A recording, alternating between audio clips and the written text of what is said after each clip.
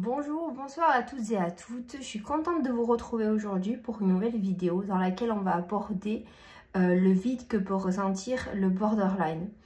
Donc je trouve que c'est intéressant parce que j'ai un abonné qui m'avait posé la question pourquoi le borderline s'ennuie dans ses relations, pourquoi le borderline se lasse vite, et je trouve que on peut faire un parallèle avec le sujet du vide intérieur que vit la personne atteinte par cette maladie ou ce trouble.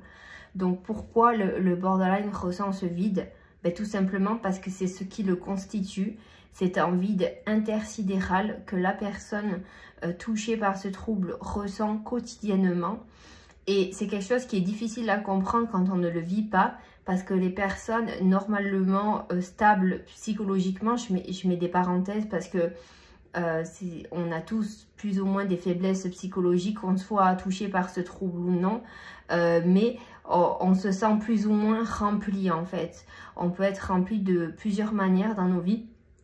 On a tous des besoins en fait, des besoins naturels, des besoins primaires d'affection, des besoins de reconnaissance, des besoins de validation, on a des besoins d'amour, on a des besoins d'amitié, et en fait notre environnement, notre entourage va ici venir nous combler.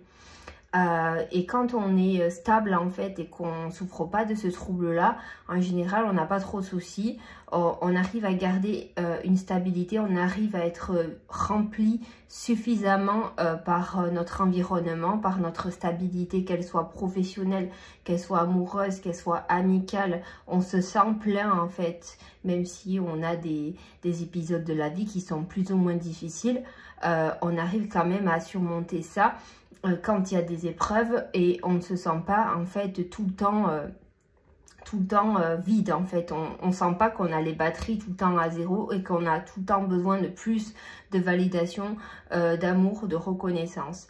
Et pour le borderline, ce qui se passe, c'est qu'en fait c'est comme en fait un seau d'eau que vous allez essayer de remplir, mais le seau est percé.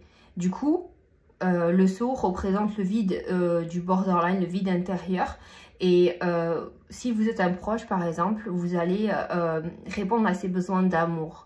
Donc vous allez remplir ce seau là, et sauf que le seau en fait est percé. C'est là où se trouve la faille du borderline. Donc plus vous allez remplir, donc ça va suffire sur le moment, sauf qu'en fait l'eau va quand même s'évacuer et ça ne sera jamais vraiment rempli, puisqu'il y a un trou en fait.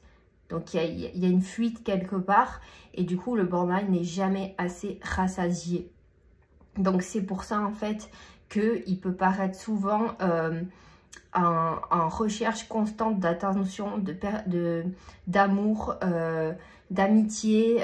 Il vit de relations intenses parce qu'il a besoin de remplir ce seau en fait qui est représentatif de son vide intérieur. Il a besoin vraiment de la validation, il a besoin qu'on l'aime, et sauf qu'en fait vu que ce seau-là qui représente ce vide est percé, en fait ce n'est jamais assez. Et c'est difficile quand on est proche de comprendre que tout ce qu'on peut faire n'est jamais assez. On peut donner tout ce qu'on a, c'est jamais assez pour le borderline qui va toujours se sentir vide. Et dans les relations, ça peut donner quelqu'un qui vous demande excessivement d'amour, excessivement d'attention, excessivement de preuves, et en retour va vous le donner, mais peut-être pas à la hauteur de ce que vous allez donner, et vous allez pouvoir vous sentir un petit peu dans une relation un petit peu déséquilibrée, où vous allez avoir l'impression d'en faire toujours plus, et pour pas avoir grand chose en retour, parce que l'amour ou l'amitié ou d'autres relations, c'est quand même un échange réciproque. Et ça peut donner aussi des relations où le borderline va pas rester longtemps en relation, parce qu'au début il va se sentir comblé par la nouvelle personne qui est entrée dans sa vie, qui va lui faire preuve d'attention, de reconnaissance, de validation, d'amour, d'amitié. Et au bout d'un certain moment, en fait, ça ne va pas être assez. Le borderline va idéaliser cette personne, et pour une autre raison, des fois futile, il va la désidéaliser, et du coup il va s'en lasser. parce même si cette personne est présente, il ressent toujours ce vide. Donc il va prendre en fait cette personne comme sauveur, entre guillemets. C'est le triangle infernal, sauveur, bourreau, victime en fait. Du coup, il va prendre cette personne comme sauveur et il va se dire je vais tout miser sur elle pour qu'elle puisse remplir mes besoins affectifs. Sauf que ces besoins affectifs sont tellement abîmés, il n'arrive pas lui-même à définir ses besoins affectifs. Il ne sait pas lui-même l'intensité de combien d'amour ou de reconnaissance ou d'affection il a besoin en fait.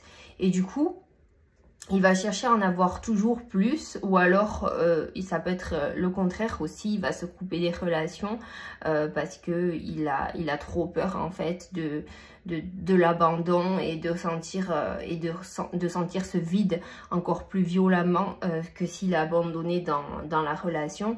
Donc c'est pour ça que des fois vous avez des borderline qui se lassent très vite parce que une nouvelle relation va les remplir, mais après en fait ils sont tellement, ils ressentent tellement un vide à l'intérieur d'eux que c'est compliqué pour eux de rester en relation sur une longue durée. Parce que la stabilité leur fait extrêmement peur. La stabilité, et pourtant c'est la stabilité qui pourrait remplir ce vide. La stabilité d'une relation leur fait extrêmement peur et ils associent cette stabilité à un danger.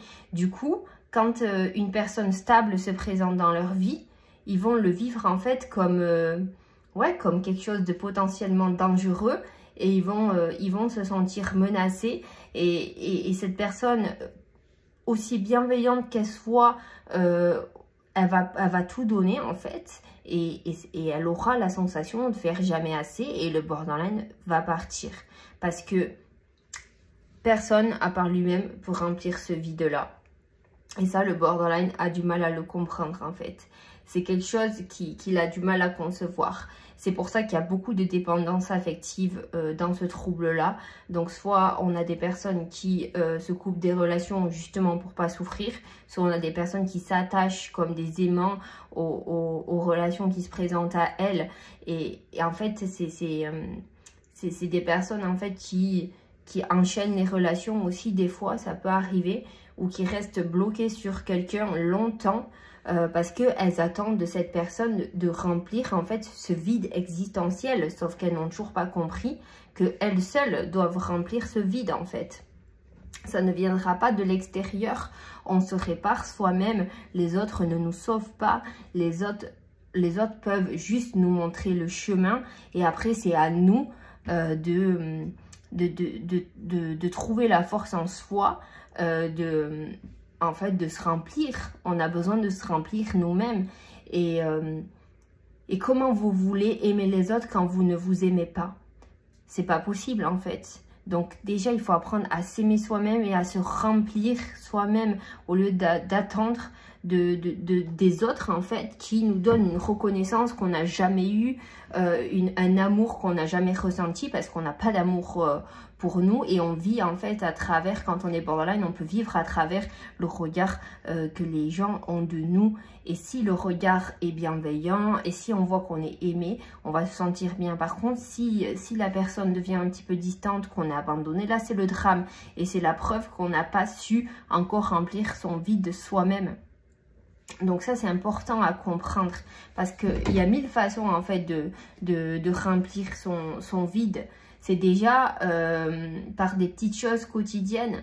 Des fois, ça peut être vraiment des petites habitudes qu'on se prend avec soi-même, des petites choses qui nous fait plaisir, des activités qu'on partage seul avec soi-même, des réflexions qu'on se fait encore seul. Pas besoin où on n'a pas besoin en fait de présence. Ça peut être, je sais pas moi, se faire une petite séance de spa, se faire un massage, ça peut être aller pratiquer des randonnées seules, aller regarder la mer si vous avez la chance d'avoir la mer à côté, faire des activités en fait créatives pour vous qui en fait feront en sorte que vous allez remplir ce vide-là, et que pour une fois, ça ne viendra pas de l'extérieur. Ça ne sera pas parce qu'en face, on vous a dit je t'aime, parce qu'en face, on est toujours là pour vous. Là, en fait, il faut apprendre à être là pour soi-même. Et comment être là pour soi-même quand on a envie à travers les autres, c'est extrêmement difficile ce que je vous demande, j'en suis consciente, mais c'est possible de passer une journée seule sans forcément avoir quelqu'un qui nous dit qu'il nous aime, de se sentir hyper important pour les autres, mais juste de se sentir important pour soi et prendre conscience de sa valeur personnelle. C'est déjà un pas en fait pour sortir de la dépendance affective. On peut être, quand on est borderline, on est hypersensible. Donc on peut faire jouer notre créativité pour, je ne sais pas moi, peindre, dessiner, écrire. Il y a beaucoup de choses à écrire quand on est borderline. Donc pourquoi pas poser toutes vos émotions sur du papier? Faire des poèmes par exemple, et là vous pouvez les montrer à des proches qui vont vous dire ce qu'ils en pensent, mais vous, l'essentiel c'est que vous soyez fiers de vous et que vous remplissiez vos besoins de reconnaissance. Soyez reconnaissante de vous-même en fait avant d'attendre la reconnaissance des autres. Et c'est là que vous allez pouvoir commencer à combler ce vide en fait, ce vide qui vous fait mal à l'intérieur et qui en fait qui est insatiable en fait. C'est clairement, c'est comme si vous avez toujours faim d'amour, d'amitié, d'attention, et vous n'êtes jamais rassasié. Et c'est vraiment ce qui se passe pour les borderline. Et un abonné m'avait demandé pourquoi le borderline s'ennuie tout le temps. Mais c'est en fait parce que il a tellement peur de ressentir ce vide. Il se sent toujours vidé. Du coup, il a toujours besoin de combler par plusieurs activités, par peut-être plusieurs relations, pour justement pas sentir ce qu'il ressent au fond de lui-même, le fait de n'être jamais comblé. Et du coup, l'ennui, il vient quand la stabilité arrive. Et c'est là que c'est paradoxal, moi je vous l'accorde, hein, parce que la stabilité, en fait, va lui confirmer que on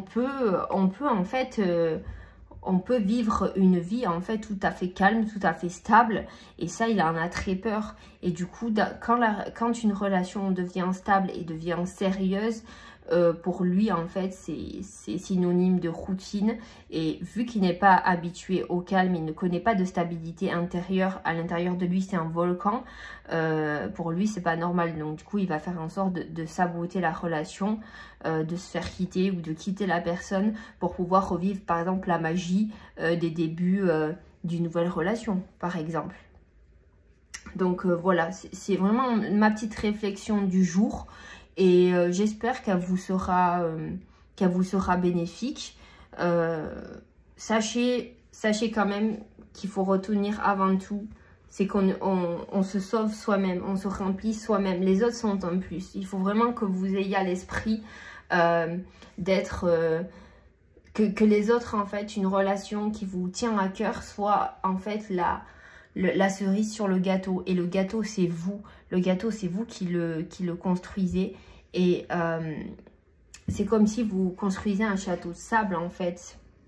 Et vos fondations, elles sont pas stables quand vous êtes borderline. Donc, il y a quelqu'un qui passe, qui vous déçoit, qui n'est pas assez... qui n'a pas ce potentiel de remplir ce vide à l'intérieur de vous, et il y a tout qui s'écroule de votre château, en fait il tombe en ruine parce que les fondations n'étaient déjà pas bonnes. Alors que si vous construisez vos propres fondations, là on va partir sur quelque chose de plus stable. Une personne pourra venir vous faire du mal, mais c'est pas grave, tout ne va pas s'écrouler parce que vous avez 1000 raisons d'être fier de vous, de pouvoir ressentir la reconnaissance de vous-même, parce que vous êtes une belle personne, vous êtes doté d'une grande sensibilité, et vraiment, voyez ce que vous pouvez faire avec cette sensibilité, soyez créatif, faites le plus de choses seul, comme ça vous apprécierez encore plus les choses avec d'autres personnes. Donc voilà, c'était ma petite vidéo. Je vous retrouve très bientôt et je vous souhaite une bonne journée, une bonne soirée et on se retrouve très vite. Gros bisous!